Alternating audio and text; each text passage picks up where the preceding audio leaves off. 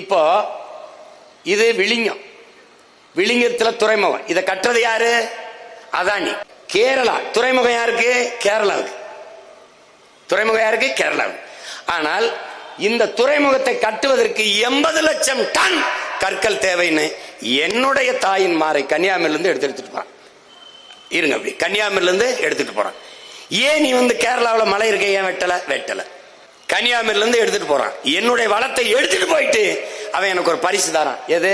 குப்பையை கொண்டாந்து கொட்டிட்டு போறான். இங்க மண்ணை எடுத்துட்டு போக வேண்டியது, மண்ணை அங்க கொட்ட வேண்டியது, குப்பை அள்ளிட்டு வந்து என் ஊர்ல கொட்டிட வேண்டியது. அப்ப என்னுடைய தாய் நிலத்தை வள கொள்ளைக்காடாகவும் குப்பை மேடாகவும் மாற்றுகிறார்கள், மாற்ற அனுமதிக்கிறார்கள் திராவிட ஆட்சியாளர்கள். இந்த மாடலுக்கு பேர் தான் திருட்டு திராவிட விளம்பர மாடல். விளம்பர மாடல்.